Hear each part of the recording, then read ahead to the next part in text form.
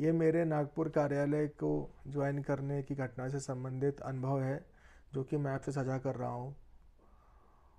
मैंने मुंबई से 30 मार्च 2017 को टेक्निकल रेजिग्नेशन देकर भोपाल जोन में आने वाले नागपुर आयुक्तालय को ज्वाइन किया।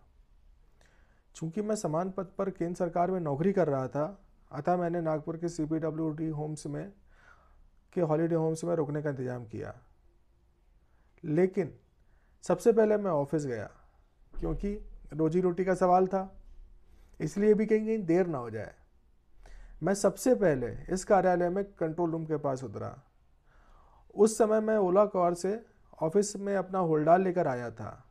होल्डाल में कुछ बर्तन व सामान थे जो कि मैंने मुंबई में ख़रीदा था और एक बैग जिसमें कपड़े थे।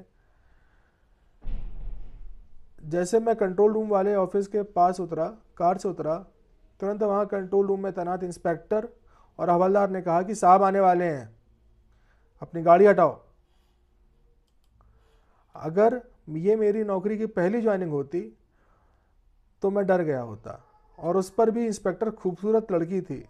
तब तो घबराने और मंत्रमुग्ध होने के सिवा मेरे पास और कोई रास्ता नहीं था।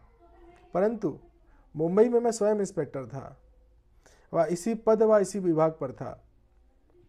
मैं स्वयं इंस्पेक्टर था तो मैं सिर्फ मंत्रमुग्ध हुआ, और मोहतरमा द्वारा गाड़ी हटाने को लेकर कहे जाने वाले सवाल के जवाब में मैंने सिर्फ मंत्रमुग्ध होकर इतना कहा कि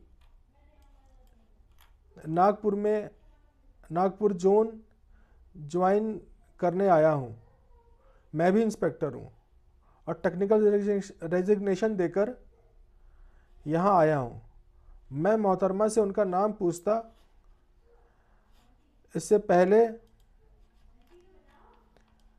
मुझे ना हटते देखकर थोड़ा झुंझलाई और झुंझलाहट में कहा कि अच्छा, चलो पहले सामान रखो फिर बात करना। इस पर मैंने कहा कि सामान पीछे डिग्गी में है और साथ में एक बैग है, थोड़ा समय लगेगा। अब हवलदार बोला कि गाड़ी आगे लगाओ और सामान वहाँ से उतारो, यहाँ गेट के सामने से गाड़ी हटवाओ। फिर जल्दी जल्दी में गाड़ी से सामान निकालकर मैंने कंट्रोल रूम में रखा।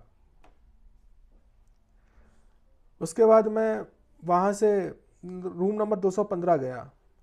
जब मैंने पहली बार कॉन्फ्रेंस रूम 2015 गया था, वहाँ 5-6 तस्वीरें थीं जिनमें एक महात्मा गांधी की, एक ज्योतिबा फुले की, एक तत्कालीन राष्ट्रपति की, एक अंबेडकर की और शायद एक नेहरू जी की फ़ोटो लगी थी। मुझे नागपुर कार्यालय का सौहार्द रूप देखकर बहुत खुशी हुई। परंतु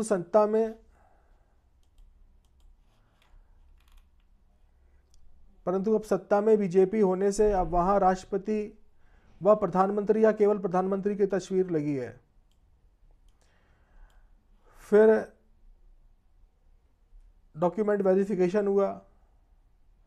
उसके बाद में अब लघु शंका के लिए मैं प्रसाधन का कमरा ढूंढने लगा।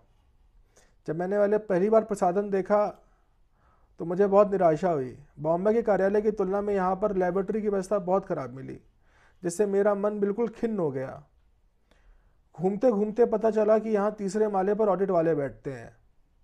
यहाँ आकर देखा तो पाया कि बैठने को कुर्सियाँ नहीं हैं और निरीक्षक व अधीक्षक पुरानी कुर्सियों में रस्सी बांधकर टूटी कुर्सी को टूटने से बचाकर देश सेवार्थ कर संचय कर रहे हैं।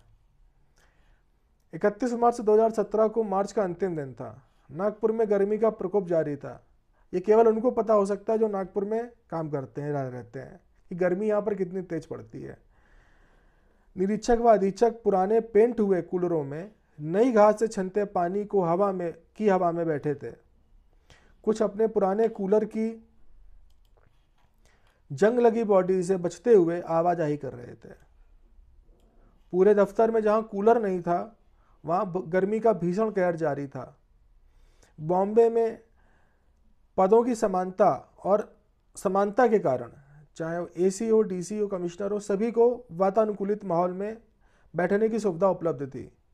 परंतु तब नागपुर में यह सुविधा उपलब्ध नहीं थी। 2017 में फाइलें और लाल रंग के कपड़ों में बंधी पुरानी फाइलें बहुत डरा रही थी। पहली बार इतनी ज़्यादा फाइलें देखी। इसी बीच अधिकारियों के कमरों पर नज़र पड़ी, तब ये देखा कि ये कार्यालय से बिल्कुल अलग जगह है, ये इस कार्यालय का हिस्सा नहीं हो सकते। पहले दिन सहायक आयुक्त ने बुलाया, तब पता चला कि अधिकारी जो कि नवचयनित ज्वाइन करने वालों से बात करने को कीमती समय देते हैं, वो इतने मशरूफ ना होने पर भी वातानुकूलित माहौल में बैठे हैं और काम करने वाले रंग बिरंगी फाइलों के बीच दम घुटते माहौल में बैठकर बहते पसीने व पुराने कूलर, जंग लगे हुए पेंट हुए कूलर से आने वाली पेंट मिश्रित हवा में बैठकर काम करने को मजबूर है। तब पहले ही दिन पता चला कि अधिकारी अपनी नियुक्ति के बल पर स्टाफ से अलग होते हैं। एसएससी का फुल फॉर्म भी होता है स्टाफ सिलेक्शन कमीशन। न कि कार्य करने की क्षमता को लेकर जो अधिकारी होते हैं वो अपनी नियुक्ति के बल पर स्टाफ से अलग होते हैं, न कि कार्य करने की क्षमता को लेकर। आने वाले दिनों में ऊपर लिखित अनुभव जो कि ऊपर कथन मैंने वही अनुभव अपना बताया है, आने वाले दिनों में ऊपर लिखित बातें सिर्फ और भी कड़वा अनुभव देती रहीं और मैं अपने प्रथम कड़वे अनुभव को पूरी तरह से भूल गया। वीडियो देखने के लिए धन्यवाद।